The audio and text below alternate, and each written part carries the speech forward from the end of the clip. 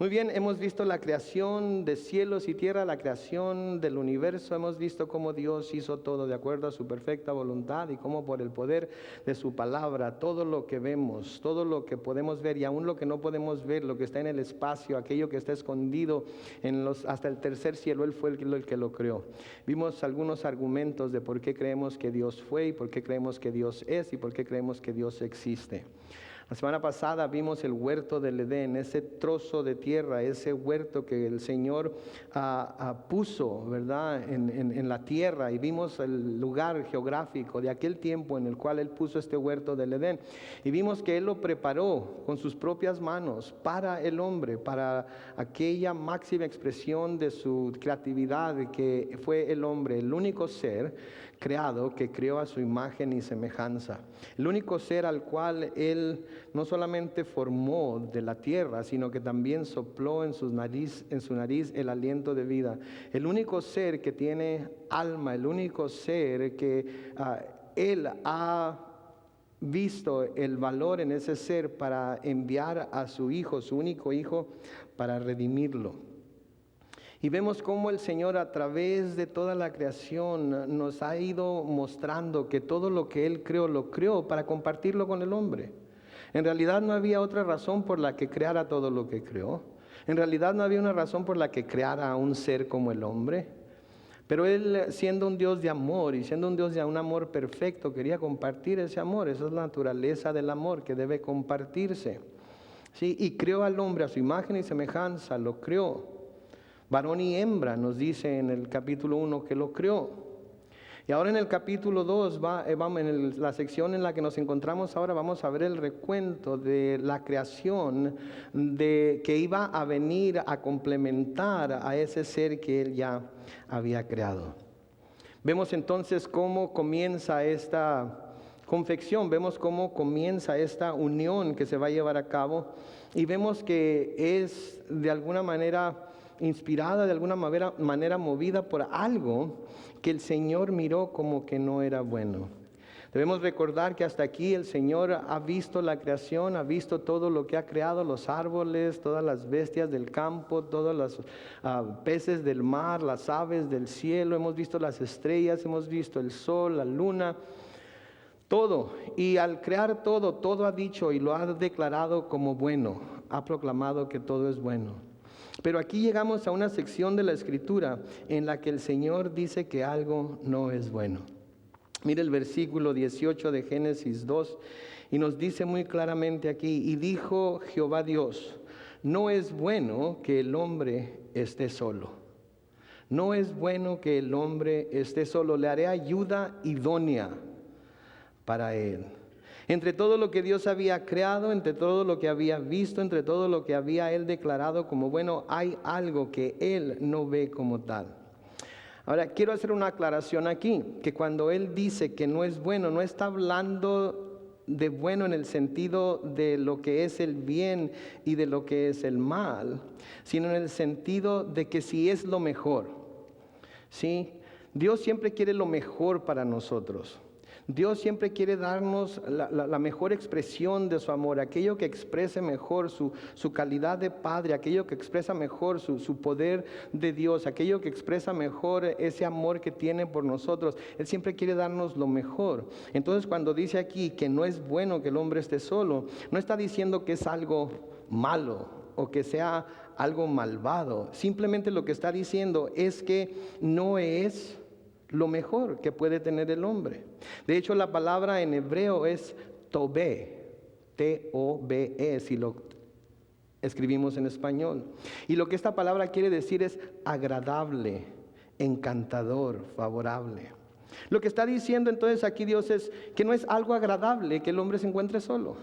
No es algo favorable para él que el hombre se encuentre solo. No es algo encantador para él que el hombre se encuentre solo. Ahora, otra cosa también que quiero aclarar aquí desde el principio, cuando dice aquí que no es bueno que el hombre esté solo, no está diciendo que no es bueno que sea soltero, ¿ok? Porque si decimos simplemente que Dios está diciendo que no es bueno que el hombre esté solo, entonces quiere decir que la voluntad de Dios es que todo mundo se case, ¿verdad? Pero eso no es lo que quiere decir. Si más adelante en la revelación progresiva de Dios a través de la Biblia, podemos ver que hasta se aconseja la soltería.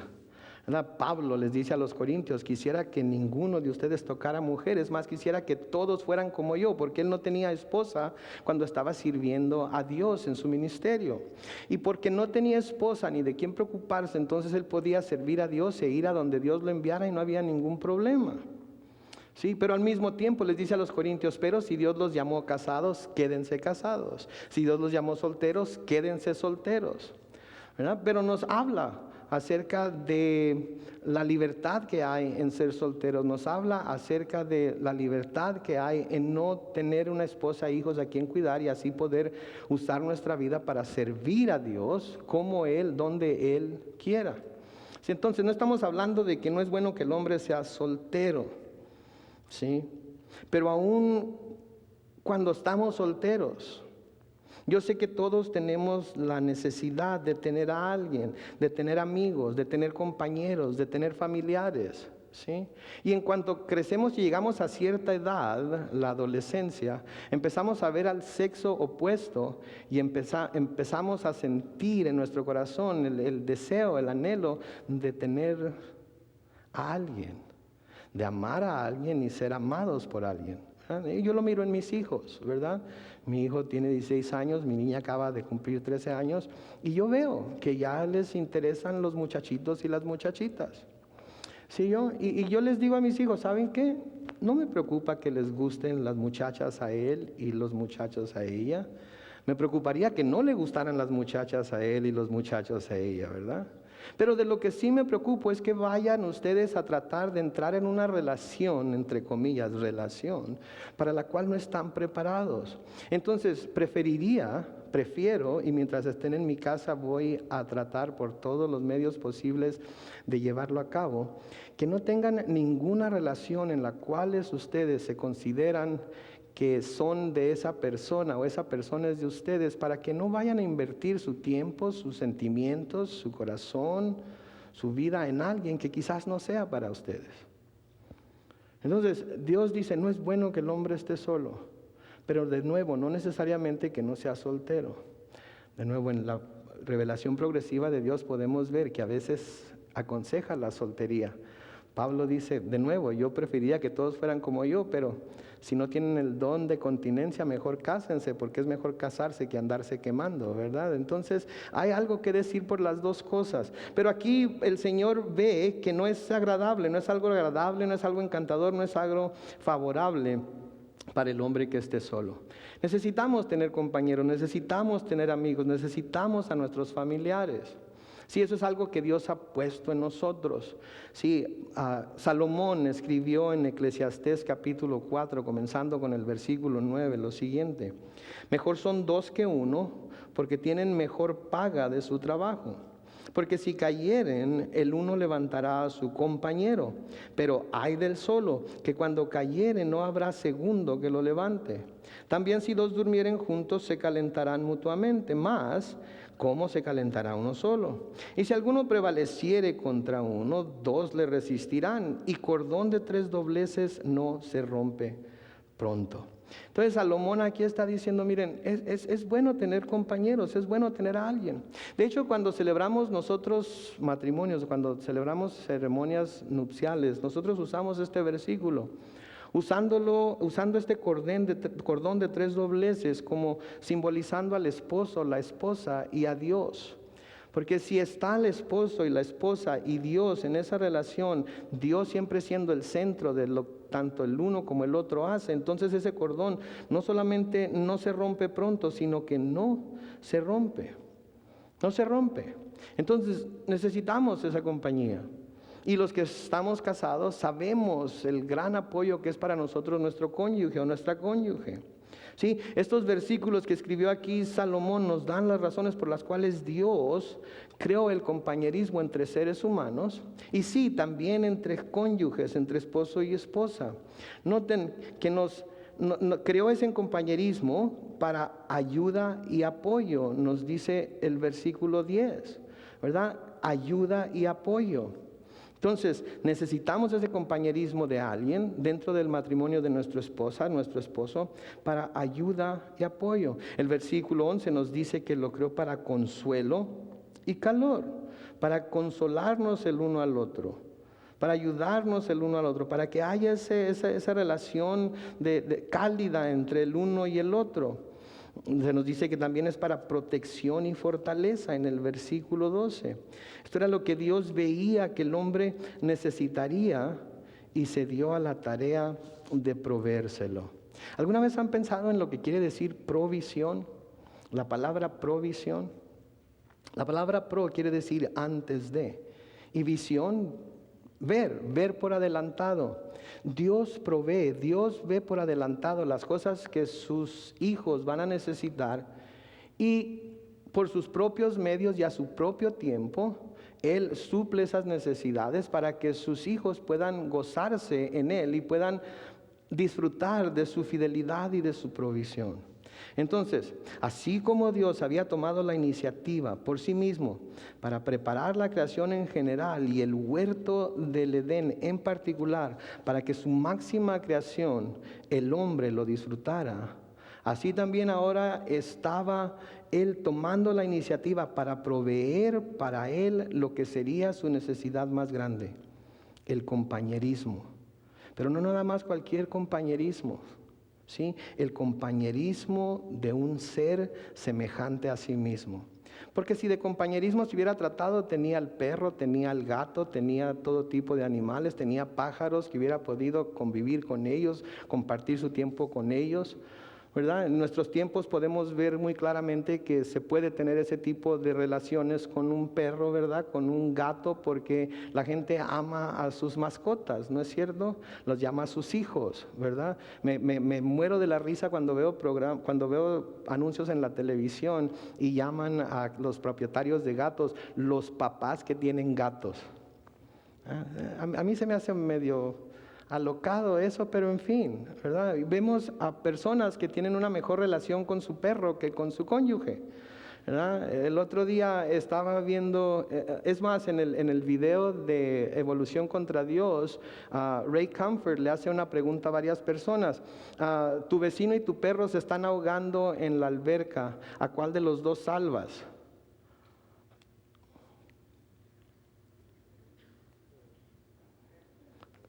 Ok, fíjate bien lo que te dice, tu vecino, que es un ser humano, y tu perro se están ahogando en la alberca, ¿cuál de los dos salvas?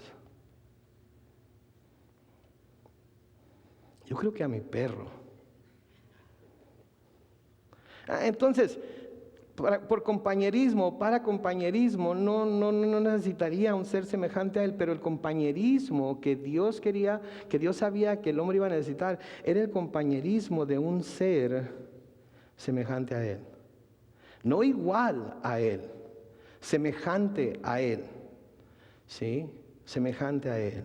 ¿Qué hizo Dios entonces? Versículo 19, Jehová Dios formó pues de la tierra toda bestia del campo y toda ave de los cielos, y las trajo a Adán para que viese cómo las había de llamar, y todo lo que Adán llamó a los animales vivientes, ese es su nombre.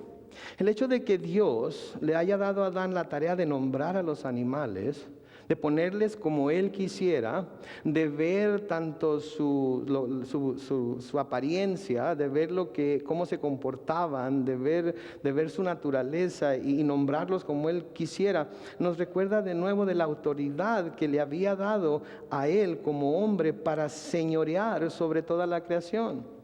Sí, de tal manera que le dio a él la habilidad para nombrar a todos los animales como él quiere. Sí, nosotros nombramos a nuestros hijos cuando nacen, ¿verdad? No le decimos a la enfermera, oye, ¿cómo crees que le deba poner? O no le decimos al que llena la acta de nacimiento, pues ponle como tú quieras. No, nosotros somos responsables de hacerlo porque nosotros somos los padres de nuestros hijos. Así, Dios le dio a Adán potestad sobre toda su creación al punto de que él iba a nombrarlo todo y el nombre que él les dio fue el nombre que se les quedó. Obviamente que no en español ni en inglés, sino en la lengua que se haya hablado en el huerto del Edén, pero el nombre que Él les dio así les quedó. El Salmo 8, los versículos 4 al 6 dicen, digo, ¿qué es el hombre para que tengas de él memoria, y el Hijo del Hombre para que lo visites. Le has hecho poco menor que los ángeles y lo coronaste de gloria y de honra. Versículo 6 dice, le hiciste señorear sobre las obras de tus manos, todo lo pusiste debajo de sus pies, ovejas y bueyes, todo ello, y asimismo las bestias del campo, las aves de los cielos y los peces del mar, todo cuanto pasa por los senderos del mar. Oh Jehová, Señor nuestro, cuán grande es tu nombre en toda la tierra. Entonces Dios crea todo esto y lo pone bajo los pies del hombre y le dice, tú ponles el nombre que tú veas que quieres ponerle a cada uno. Versículo 20 de Génesis 2, y puso Adán nombre a toda bestia y ave de los cielos y a todo ganado del campo, mas para Adán no se halló ayuda idónea para él. Lo que la palabra idónea quiere decir ayuda adecuada o apropiada para él, o apropiada para algo. Cuando habla de una ayuda idónea, está hablando de que Dios le iba a dar aquello que era adecuado para él, que iba a ser apropiado para él, le iba a dar lo que él necesitaba. Dios como su Padre, Dios como su Creador, sabía lo que iba a necesitar, sabía exactamente lo que él iba a tener que tener para poder tener una vida completa, para poder tener una vida placentera. Y él se está encargando de hacer ayuda para él. Ahora, yo creo que fue a propósito que Dios le delegara el nombrar a los animales a Adán. Porque fue así mientras nombraba a los animales que se dio cuenta que todos los animales tenían una pareja, alguien semejante a ellos, excepto él. Así es que pasa el elefante y dice, tú vas a llamarte elefante y tú vas a llamarte elefanta. ¿Por qué? No tengo la menor idea de por qué les puso elefantes, pero al verlos me parece bien que se llamen elefantes, así es que así se llaman. O tú vas a ser la jirafa y tú el jirafo. ¿Sí? O tú vas a ser el caballo y tú la yegua. Yo qué sé que haya dicho Adán, pero al estar viendo cuando terminó todo y no hubiera sido muy difícil terminar, no en unas cuantas horas, pero sí en algunos días, de nombrar todas las especies que había en ese tiempo. Hay quienes han calculado el tiempo y no hubiera sido imposible para él nombrarlo en unos cuantos días. Pero luego, después de que nombró a todos los animales, se mira a sí mismo y dice, yo Tarzán, ¿dónde está Jane? ¿Verdad? No es cierto, no es cierto. Dijo, yo soy Adán, pero yo estoy solo, no hay nadie para mí que se parezca a mí, así como todos los animales tienen su pareja, no hay nadie para mí que se parezca a mí. Y creo que ahí fue donde Adán se dio cuenta de su necesidad. Quizás Adán hubiera podido seguir con su vida, quizás hubiera podido seguir labrando el huerto, quizás hubiera podido seguir cuidando de él. Finalmente un día se iba a dar cuenta, pero el hecho de que hubiera tenido que nombrar a todos los animales y darse cuenta que cada uno tenía su pareja, le abrió los ojos a ver que él no tenía a alguien. Y Dios hace algo, versículo 21. Dice, entonces Jehová Dios hizo caer sueño profundo sobre Adán, y mientras éste dormía, tomó una de sus costillas y cerró la carne en su lugar. Y de la costilla que Jehová Dios tomó del hombre, hizo una mujer y la trajo al hombre. Ahora, algo que quiero aclarar, otra cosa que quiero aclarar aquí es que la palabra que se traduce costilla no necesariamente quiere decir una costilla, ¿verdad? Porque mucha gente dice, bueno, si le quitó una costilla, ¿por qué de todas maneras tenemos el mismo número de costillas a cada lado? Esa palabra se puede traducir de su costado. Algo tomó de su costado, pero ese trozo que tomó del costado de Adán tenía que haber tenido tanto carne como sangre como hueso, ¿verdad? Tenía que haber tenido todos los elementos que tenía el cuerpo de Adán para poder formar a alguien como él. Y noten que dice que hizo a la mujer y la trajo al hombre. Hizo a la mujer y la trajo al hombre. ¿Sí? El hombre no fue a buscarla. El hombre no se dio a la tarea de buscar a alguien como él. No fue a la selva, no fue a buscar entre los árboles para ver si quizás algo hubiera estado escondido por ahí que se le pareciera a él. No, Dios se la trajo a él. Y creo que eso es algo que los que están solteros aquí, si es que hay solteros entre nosotros, deben de pensar. Que Dios tiene una persona especial para ustedes. Dios está preparando a alguien para ustedes. Y si ustedes simplemente esperan en Dios, si ustedes simplemente piden a Dios que Él sea el que traiga a esa persona, y esto va para las mujeres también, Él va a traer la persona que ustedes necesitan, Él va a traer la ayuda idónea que necesitan. No va a ser lo que ustedes piensan que necesitan, no va a ser lo que ustedes desearían, va a ser lo que Dios sabe que necesitan, porque Él, como provee todo lo demás, también puede proveer la persona que Él está preparando para cada uno de ustedes. Entonces, Adán no fue a buscar a la mujer, ¿sí? Ni Dios dejó a la mujer, la creó y la dejó ahí para que ella fuera a buscar al hombre. Él la llevó a Adán. Ahora, hay algo que tenemos que ver aquí desde el principio en cuanto al orden que Dios está estableciendo. Porque debemos recordar siempre que Dios es un Dios de orden, Dios no es un Dios de desorden. Y todo lo que hace tiene su propósito. Y lo vamos a ir viendo conforme vayamos explorando el final de este capítulo 2 y el capítulo 3, que Dios ha establecido un orden. Y estableció un orden en la forma y cómo fue que creó al hombre y la mujer. Porque desde el principio Él estaba queriendo presentar algo para que tanto el hombre como la mujer reconociera cómo es que Dios los había creado.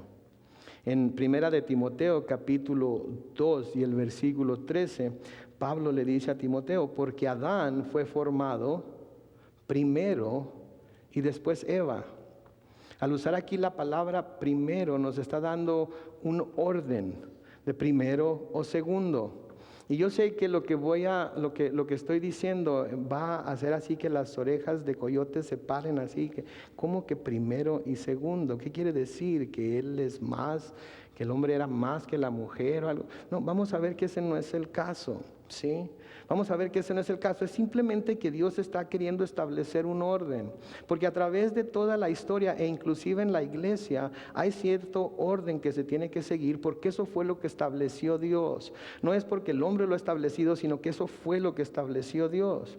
Y para que ninguno vaya a pensar que la mujer es más o que el hombre es más, ¿verdad? En la palabra de Dios hay muchos versículos en los cuales nos habla de la igualdad entre hombres y mujeres. Sí, entonces no debemos de pensar que simplemente porque seguimos la Biblia, la mujer va a ser hecha menos o a la mujer se le va a dar un segundo lugar o se le va a dar de ninguna manera, ¿ok? Una de las cosas que tenemos que reconocer, aunque muchos digan lo contrario, es que donde quiera que el cristianismo ha llegado, la mujer, su estatus ha sido elevado. Obviamente, como todo lo que el hombre toca, ¿verdad? Se ha tomado y se ha tergiversado en algunos lugares y de alguna forma, ¿verdad? Pero esa es una de las cosas que queremos aclarar aquí. Tanto el rol del hombre como de la mujer dentro de esto que Dios está instituyendo aquí, que se llama matrimonio. Pero para que no vaya a pensar ni el uno que es menos, ni el otro que es más, ¿verdad? La Biblia nos dice muy claramente cómo debemos de ver este orden, ¿verdad? Las mujeres pudieran decir, es que sin las mujeres los hombres no existieran, ¿verdad? Porque digo, si las mujeres no tienen hijos, ¿quién los va a tener? Yo no, yo vine a hacer a mis 2 hijos y aunque pudiera tenerlos, créame, no los tendría, ¿ok? No los tendría. Si con un dolor de muelas me estoy muriendo, ahora imagínense tener un hijo. No quiero ni imaginármelo, ¿verdad? Pero luego el hombre puede decir, bueno, pero si el hombre no hubiera sido creado, tampoco la mujer existiera. Bueno, pues Dios nos da pasajes claros que nos hablan de esto. Mire lo que dice 1 de Corintios 11, comenzando con el versículo 8. Porque el varón no procede de la mujer, sino la mujer del varón. Y tampoco el varón fue creado por causa de la mujer, sino la mujer por causa del varón. Quédense ahí un momento. Que noten, porque el varón no procede de la mujer, no fue de la mujer que se tomó del costado un trozo de carne, hueso y carne para ser el varón, no, la mujer fue tomada del varón y procedió del varón. Luego el versículo 9 dice, y tampoco el varón fue creado por causa, y cuando habla de por causa no está hablando de por su culpa, sino para o por el varón, sino que o por causa de la mujer, tampoco el varón fue creado por causa de la mujer, sino la mujer por o para el varón. Pero luego en ese mismo pasaje de 1 de Corintios 11 nos brincamos al versículo 11, el versículo 10 lo vamos a ver después. Dice, pero en el Señor, escuchen esto por favor para aquellos varones que dicen, ya ves, yo no fui creado para ti, tú fuiste creada para mí, ¿ok? Yo no fui creado para ayudarte a ti, tú fuiste creada para ayudarme a mí, ¿ok? Pero en el Señor ni el varón es sin la mujer, ni la mujer sin el varón. Porque así como la mujer procede del varón, también el varón nace de la mujer. Pero todo procede de Dios. ¿Se fija? Entonces, sí es cierto, sin Adán no hubiera existido Eva.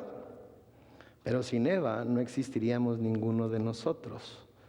Entonces los dos son necesarios y por eso Dios los creó varón y hembra. Por eso Dios los creó para que se complementaran el uno al otro. Por eso Dios los creó para que llevaran a cabo su propósito. De manera que ni uno es más que el otro, ni otro es menos que el otro. Delante de Dios los dos son iguales, porque los dos fuimos creados por Dios, los dos cada uno con su función, los dos cada uno con su rol o papel dentro de lo que es el plan de Dios para el matrimonio. Entonces ninguno debe de sentirse mayor o más poderoso o como es el que manda o como el que nada más sus chicharrones truenan o como que nada de eso. Delante de Dios los dos somos iguales y vamos a ver, tenemos responsabilidades delante de Él también. ¿Sí? Alguien dijo que Dios no formó a Eva de la cabeza del varón para que ella no se creyera más que él. Si no la formó de la cabeza del varón para que ella se creyera más que él. Para que ella pensara, pues, ¿sabes qué? A mí Dios no me hizo de la tierra, a mí me hizo con un cerebrote bien grandote, así es que a mí me vas a tener que hacer caso aquí, ¿verdad? Aquí nada más mis chicharrones y tú verás si quieres entrarle o no. Pero no la hizo de los pies tampoco para que fuera menos que el varón, sino la hizo de los pies para que el varón la pisoteara y no la tomara en cuenta y no le diera su lugar y le dijera que tú cállate mujer, tú no entiendes, tú no sabes, déjame a mí, yo sé cómo hacerle, yo sé cómo sacar cuentas. 2 por 2 siempre es 4, y 4 y 2 son 6, 6 y 2 son 8 y 8 16, ¿ya ves? Así es que la tomó de su costado, ¿sí? La tomó de su costado, indicando compañerismo, indicando igualdad, indicando que los dos debían caminar igual juntos en el propósito para el que Dios los creó. Versículo 23 dice, dijo entonces Adán, esto es ahora hueso de mis huesos y carne de mi carne, esta será llamada varona, porque del varón fue tomada. Será llamada varona porque del varón fue tomada. El nombre hebreo de Adán era Ish. El nombre hebreo de Eva era Isha. ¿Sí? Así como elefante, elefanta, jirafa, jirafo, etcétera, etcétera. Así, varón, varona. Ese era el nombre que él le puso. ¿Sí? Y cuando la vio, cuando el Señor la trajo y la vio, y quizás el Señor le explicó y le dijo, mira hijo, quiero decirte lo que acabo de hacer, te hice que cayeras en un sueño profundo, abrí una herida a tu costado, saqué un trozo de carne y hueso y confeccioné esta mujer para ti, para que sea tu ayuda idónea, para que supla las necesidades que vas a tener de compañerismo, para que supla las necesidades que vas a tener de alguien que esté contigo, de alguien que te apoye, de alguien con quien tú puedas compartir tu vida, tus responsabilidades y todo lo que voy a poner delante de ti. La he confeccionado específicamente para ti. Se parece a ti en muchos aspectos, pero al mismo tiempo es diferente de ti, porque están creados para ser el complemento el uno del otro. Están creados para complementarse el uno al otro. A veces yo me asombro de cómo mi esposa y yo, es la experiencia que tengo, nos complementamos el uno al otro. Yo soy bien gritón, ella es bien calmada. Yo soy bien enojón, ella, qué bárbaro, cómo le soporta a mis hijos, yo ya los hubiera corrido de la casa. Pero ella no me deja. Ella es muy ordenada, yo todo lo... Pero mira, no es el cochinero que tienes, no es cochinero, yo sé exactamente en dónde está todo, así es que no me lo muevas. Yo sé que si quiero un par de calcetines negros, ahí está abajo del sillón. Yo sé que si quiero mis tenis negros, están a un lado de la mesa de centro. No me lo muevas, por favor, porque cuando lo mueves no sé dónde encontrarlo. Y si tú no estás en la casa, me voy a tener que ir sin calcetines y descalzo. Pero me asombro de cómo nos complementamos, y estoy seguro que todos ustedes que están casados, si se ponen a fijarse su comportamiento, si se ponen a fijarse el carácter de cada uno y la forma en la que cada uno hace las cosas, se van a dar cuenta que se complementan el uno al otro. Lo que pasa es que se fijan demasiado en las diferencias y no en la forma en la que esas diferencias traen un complemento a su matrimonio. Y al fijarse nada más en lo negativo de lo que hay en su matrimonio, les dan ganas de echarlo por la ventana y de correrlo y de decir ya no soporto más. Pero tenemos que ver cómo nos complementamos el uno al otro. Si yo no estuviera ahí para gritarles a los chamacos cuando se pasan con la mamá ya se hubiera vuelto loca. Ya no sabría qué hacer con ellos o los hubiera matado. ¿Sí? Pero yo la complemento, ella me complementa a mí. Y ese fue el propósito de Dios, eso fue lo que Dios hizo, por eso creó Dios a Eva y por eso la creó del costado del hombre. Y Dios la trajo a él, y él la vio y supo que se trataba de alguien que era hueso de sus huesos, carne de su carne, que iba a tener un nombre que se parecía al de él. En Proverbios 18:22, Salomón escribe: el que haya esposa, haya el bien y alcanza la benevolencia de Jehová. El que haya esposa, haya el bien y alcanza la benevolencia de Jehová. La benevolencia quiere decir la buena voluntad de Dios. ¿Sí? Y cuando nosotros a veces como esposos decimos: ¿cómo fue que me casé contigo? ¿Cómo es que terminé estando casado contigo? Lo que estamos diciendo es que Dios ha cometido un error. Lo que estamos diciendo es que Dios no sabía lo que estaba haciendo cuando nos trajo a nuestra Eva. Ahora quizás usted diga: pero es que a mí no me la trajeron, yo la escogí. Pues ahora aguántese. Ahora no hay para dónde hacerse, ni siquiera le puede echar la culpa a Dios. No es cierto, no es cierto. ¿Okay? Dios no se la trajo, pero usted la escogió y Dios permitió que se casaran. Y si Dios permitió que se casaran, era porque dentro de ese matrimonio Él quiere hacer algo especial con los dos. Él quiere enseñarles algo especial acerca de sí mismo, los dos estando juntos. Y si se casó, ya se casó. Y en lugar de pedir a Dios que lo libere del lugar en donde está, pídale a Dios que le abra los ojos para que le muestre y para que usted pueda ver qué es lo que le está queriendo enseñar a través de lo que está pasando. Entonces, el que haya esposa, haya bien y alcanza la benevolencia de Jehová. Noten lo que dijo Adán una vez más aquí en el versículo 23. Dijo entonces Adán: esto es ahora hueso de mis huesos y carne de mis carne. Esta será llamada varona, porque del varón fue tomado. Estábamos hablando ahorita de ser uno con Cristo en la comunión. Estábamos hablando ahorita de ser uno con Él al participar del pan que simboliza su cuerpo y el jugo que simboliza su sangre. Es curioso que la iglesia se le llama la esposa de Cristo y usamos la comunión como la esposa de Cristo para hacernos uno con Él. Por eso les decía que debemos tomarlo más en serio de lo que lo tomamos. Por eso les decía que debemos de tomarlo como algo místico, como algo misterioso, a través de lo cual nosotros como iglesia, como la esposa de Cristo, nos unimos a nuestro esposo que es Cristo y tenemos comunión, tenemos intimidad con Él, tenemos ese sentir de que estamos cerca de Él, así como lo hacemos con nuestro cónyuge. Y cuando Adán dice, este es hueso de mi hueso y carne de mi carne, lo que está haciendo es que la está reconociendo como que al verla a ella se está viendo a sí mismo.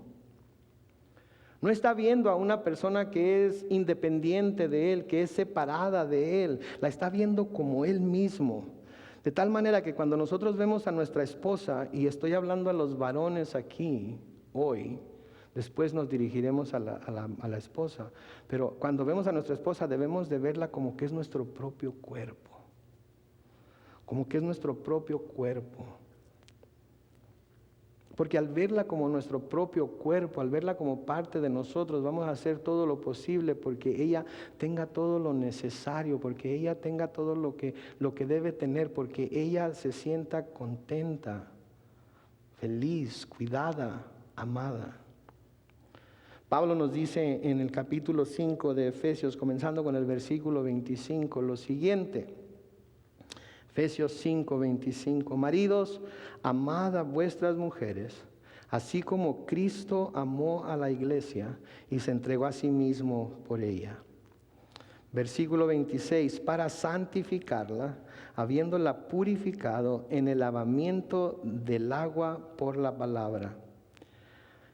En Efesios 5:27, si lo quiere buscar en su Biblia, a fin, dice, esta es la razón por la cual el marido debe hacer, por la cual Jesucristo hizo lo que hizo por su iglesia, a fin de presentársela a sí mismo, una iglesia gloriosa, que no tuviese mancha, ni arruga, ni cosa semejante, sino que fuese santa y sin mancha.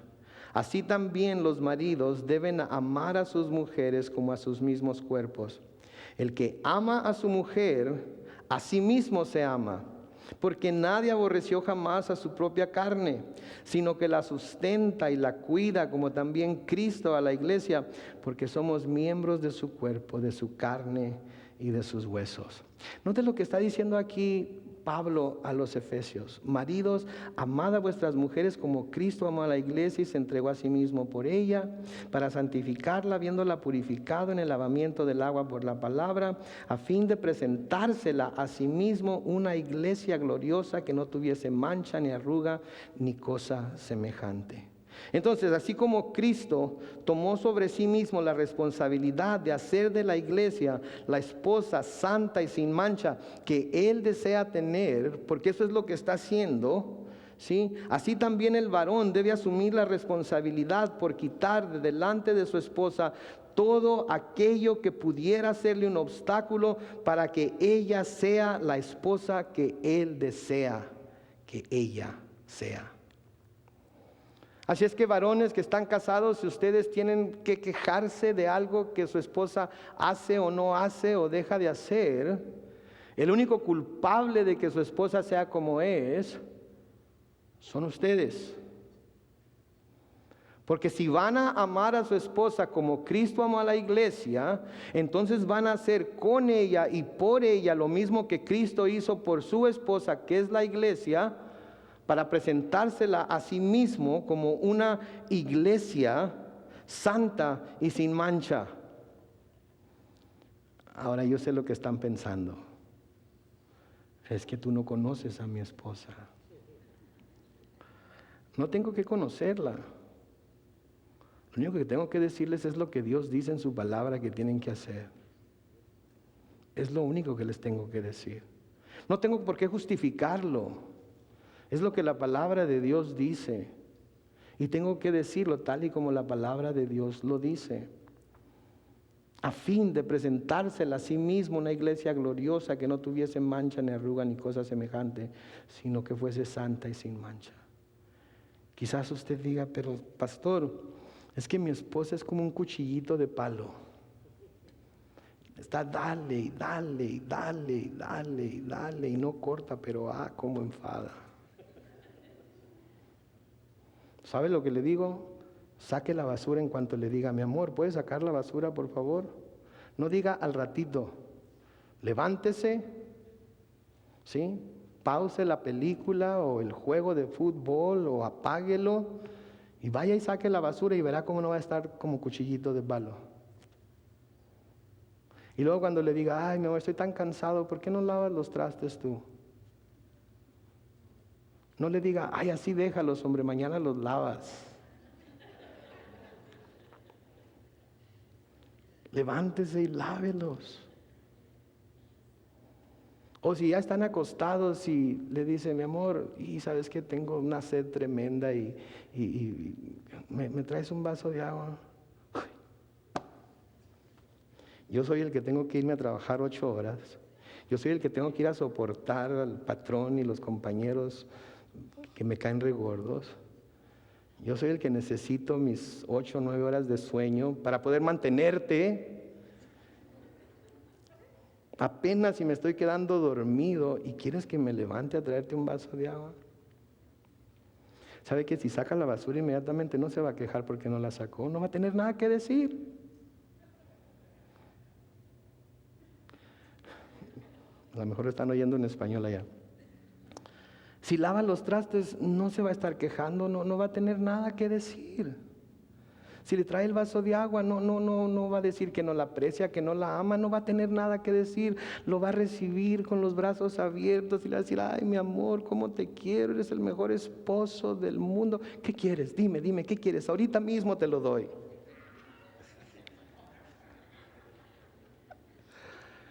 Y la va a ser la esposa que usted quiere que su esposa sea. De nuevo el versículo 28 de Efesios 5 dice, así también los maridos deben amar a sus mujeres como a sus mismos cuerpos. ¿Se acuerdan? Carne de mi carne y hueso de mi hueso. El que ama a su mujer a sí mismo se ama, porque nadie aborreció jamás a su propia carne, sino que la sustenta y la cuida, como también Cristo a la iglesia, porque somos miembros de su cuerpo, de su carne y de sus huesos. Entonces, así como Cristo tomó sobre sí mismo la responsabilidad de hacer de la iglesia la esposa santa y sin mancha que Él desea tener, así nosotros como esposos debemos asumir la responsabilidad de quitar de delante de nuestra esposa todo aquello que pudiera hacerle un obstáculo, que pudiera estorbarle para que sea la esposa que nosotros queremos que sea. No oigo amenes de los varones.